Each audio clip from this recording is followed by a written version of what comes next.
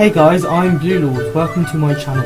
So lots of you have been playing Pokemon Go. It's a really fun game that implements Pokemon into the real world with the use of GPS location and augmented reality. But as you come to see playing the game, it's quite difficult to maintain gyms or challenge them. So I devised a specialised workbook to organise your team in a way of checking strengths and weaknesses and also matching it up to the enemy's individual weakness. Here we've got a workbook called Shota's Notebook. Shota is Ash's rival in the anime at the moment, who's a scrawny little kid and always jots down notes and strategies in his little notebook. So with the Pokemon that you want to register, you click on the box under CP, which is combat power. So let's say Pokemon has a combat power of 540. Then over here, you'd write down the name of the Pokemon, or you can click from the list here, which is easy to do. So let's click Charizard. As you can see here, it automatically fills in the dex number and also its types. If you were a Pokemon with only one type, then that's what you see also. If you have Pokemon and more of the same Pokemon, then you might want to nickname them. So let's call this one Hydra.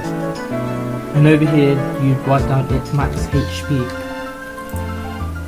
Then what you want to do is write down its name of the first move. So let's say the base move is its first move and the special move is its second move. So let's say its first move is Water Gun. Then you'd write down in brackets also its power level, which is optional of course. Then with this you determine what type that move is. So over here you click on Water. You can see here that what types that move is super effective against. So Water is super effective against Fire, Ground and Rock. And you can see here with the green lines that it determines that it's super effective against from the base move. If it were the special move, as I'll demonstrate here, let's say Squirtle is a special move for the Ice type, Ice Beam. And then over here you determine what move that is by either clicking the list or just typing it down. And you can see here that the types that it's super effective against the special move has red lines. So Ice is super effective against Grass and Flying.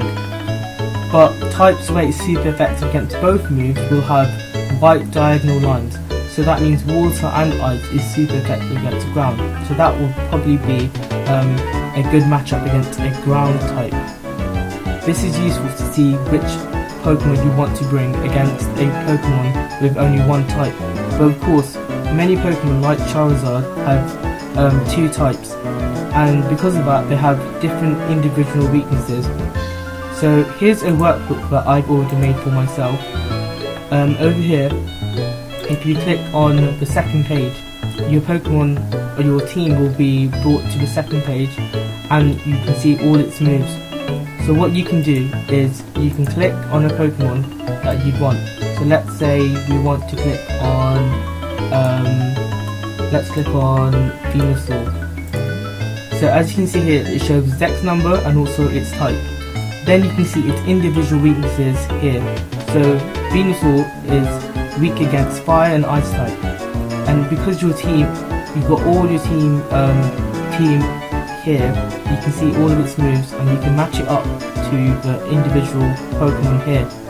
So because it's weak against Ice and Fire, I might want to bring in Golduck because it has an Ice move, or better yet maybe Charizard because it has a Fire move and it has a higher max HP and also combat power.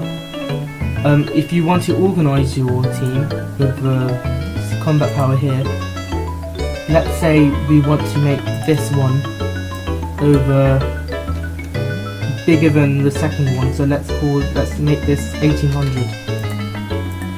It's not in order, but if you want, you just click on CP where the filter button is, and then you click on largest to smallest, and you automatically organise your team, and as well the other stuff. So yeah, so over here we've got the capture counter.